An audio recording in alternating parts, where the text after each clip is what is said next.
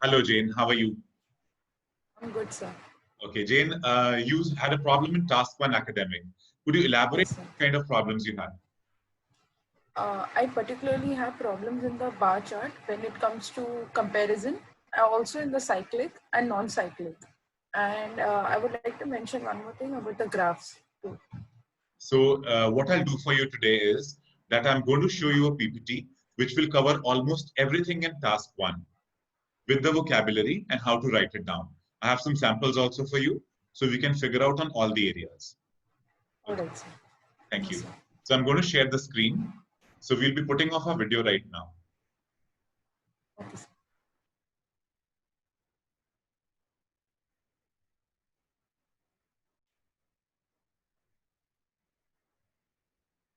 Okay. In case of Task 1 academic, we have basically four types called as a simple graph, a table, a pie chart, and a diagram. The diagram is further subdivided into comparison diagrams, cyclic diagrams, non-cyclic diagrams, and flowcharts. The marking of this task 1 is basically based on how you describe the given data. This is a descriptive task. We don't require any reasoning. Task 1 has a single weightage. Task 2 has a double weightage. The formula comes out to be task 1 bands plus twice the task 2 bands, entire thing divided by 3, and that's what you get. A simple graph has x and y axis. I'm going to show you one typical graph, number of movies nominated for Oscar in Spanish, English, and French. From 1999 to 2003, you can see this red color line for Spanish movies. Whereas for English movies, you can see the line from 1999 to 2003. And for French movies, it's the green line. The number of movies which are shown are from 0 to 100. And the years are 1999 to 2003. We can use a lot of vocabulary for these kind of graphs. So the vocabulary that is used to describe, you can pause your video here and you can make notes. Rise, incline, went up, go up, surge, upsurge. So many words are there which can be used to describe increase. Similar is the case with decrease. We have a lot of variety of words which you can use so that the vocabulary is not repeated. For stability, this is the kind of thing that you can be using. For variable, again, this is the thing. For steady, these are some words which can be used for steady. I would suggest you do not burden your mind with too much of vocabulary because what is required is your descriptive skill. Can you describe or not? For fast, this is the kind of thing that can be used. Now I'm going to show you how to use all this vocabulary to describe the patterns. From 1993 to 1996, we are seeing the prices. The prices witnessed a huge downfall after being static for a year. Then the stability level was again observed in 1995 for a year, but at 1/10 the level of 1993. This is one way of telling from 275 to approximately 25. That is approximately 1/10 level. My next pattern, you can see there's a slight fluctuation in the prices from to 40 in 1994, after which the prices bounced back to the original position, that is 50. This was further followed by a sharp fall when the prices touched an all-time low of 10. This is a beautiful phrase, all-time low. This pattern is typically stagnant. The prices witnessed a period of stagnancy over the span of 6 years. This pattern is again fluctuation, but what we see that there is a growth overall. So what we can write is the prices fluctuated over the 8-year period, but the overall growth was positive. Now in case of this pattern, we can see a fluctuation happening initially, then it is followed by a sharp rise. So we can write it down in a beautiful way by saying the prices were stable at 35 for a year before they touched 10 in 1995, but quickly regained their original position for a year. They further grew dramatically in the next 3 years, touching 100 in 2001. You need to correlate the data and the explanation so that you can get good marks. If it is not explained properly or the data is not properly produced, you cannot figure out what the band score is going to be. Now, let us see this case. From 1993 to 2001, it was almost stable. I will say oscillated slightly for the first 7 years, but then there was an upswing for a year to touch an all-time high of 15. Let's talk about tables. So in this case, we are just going to study the population in major cities in millions. City, 5 cities are there from 1950 to 2010. So it's going to be in past tense. In New York, we can see the figures are increasing every year. In London, the figures increased from 1950 to 1970 to 1990 to 2000 and a slight increase to 2010. In Paris, there's a small change from 1950 to 1970. It actually fell down from 1.2 to 1.1. Thereafter, it kept on rising again till 2010. In case of Sydney, what we can see is that in 1950 to 1990, there was a rise, and then there was a fall from 1990 to 2010. In case of Mumbai, we can see exponential growth from 0.1 in 1950 to 2010, we touched a figure of 21.2, which is abnormally high. This is the population in major cities in millions. So we can write it down in a more formal manner using all the vocabulary what I have shown you before. My next part is called as pie charts. These pie charts are these round objects which you see. For example, consumption in millions of tons, the kind of fuel that is being used. 4 fuels are being considered here: coal, hydro, nuclear, and oil for China and India. What we can do here, instead of talking about the percentage all the time, we can do like 10% is equal to 1/10, 20 is equal to 1/5, and so on. This is quite useful. Like for 32%, we can say almost 1/3.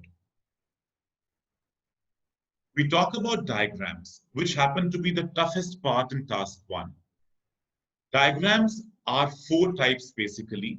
So let me tell you what exactly is a diagram. Now, if I look at my task 1, it has got basic 4 kinds of items.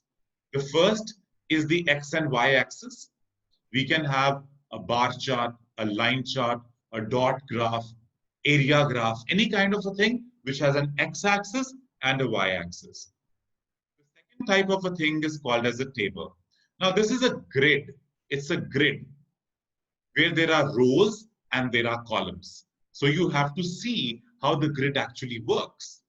We can use the same vocabulary like the XY axis in tables, in some kind of tables. But in other kinds of tables, you might have to say more and less.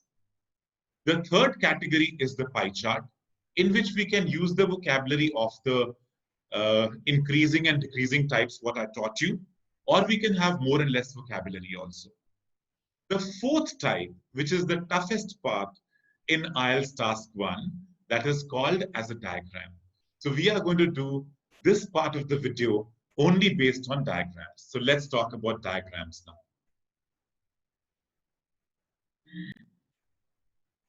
Now this diagram is again of 4 types: a comparison diagram, a cyclic diagram, a non-cyclic diagram, and a flowchart. If I talk about the comparison diagram, suppose we need to compare village A with village B. In this case, we can make 4 paragraphs. Paragraph 1 will be the introduction. Paragraph 2 is going to be A village.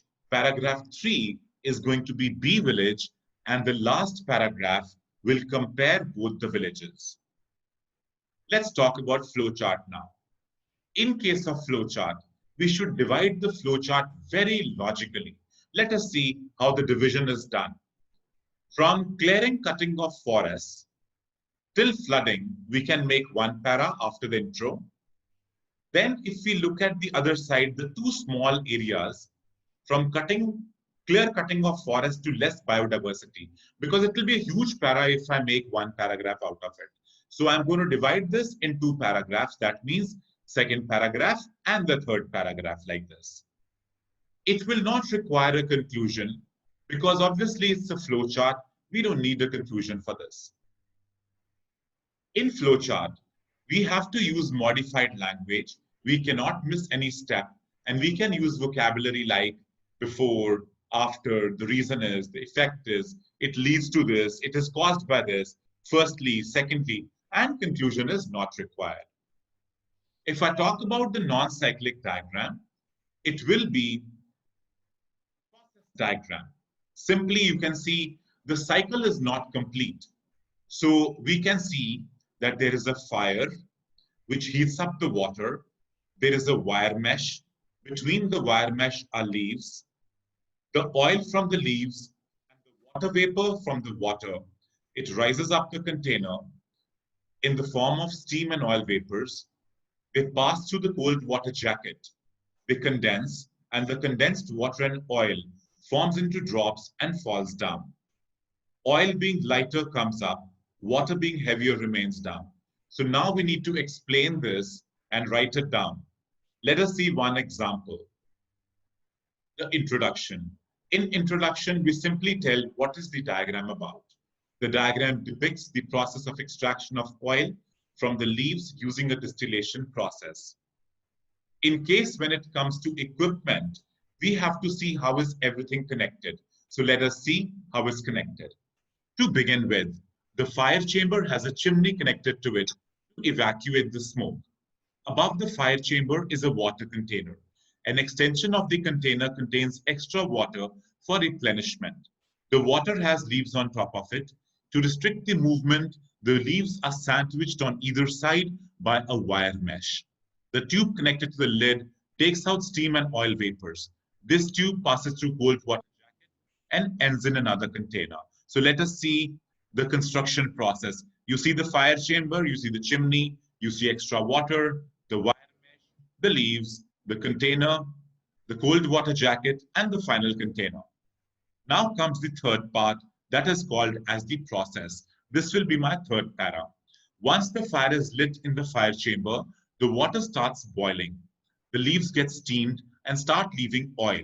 Due to the heat, oil also vaporizes. The steam and oil vapors pass through the tube on top of the container. They condense while passing through the water jacket. The condensed water and oil get collected in the last container. Oil being lighter comes up and henceforth gets extracted. Again, no conclusion is required. We have 3 paragraphs: intro, equipment, and the process. Let us talk about the last thing called as a cyclic diagram. Here you see a cyclic diagram of an insect. The first stage is the eggs. Second stage is the hatching of the eggs. Third stage is very small insects coming out called as the nymph molds. Then there are young adults which emerge, and after 4 days, they become mature again. So this is the life cycle of a particular insect. Now to explain this, we should write the introduction first, then explain half the cycle, then another half the cycle, and conclusion is not required. We have to take care that we should start and end at the same position, which means if we start at laying of the eggs, we should finish at the laying of the egg. If I talk about half the cycle, then we can see that half a cycle is done between the small insect and the nymph molds. This gets us to the end of our task 1 session, and I hope that you have learned a lot.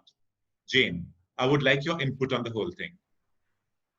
Yes, sir. I've clearly understood the video and I've understood the task 1 as well. Okay, so now if you go and visit my blog, that is www.webberz.in/blog, you can see I have solved a lot of material there. And if you want, I can put some vocabulary, some nice things there. It will be extremely useful for everybody. Okay, thank you so much, Jane. Thank you so much, sir.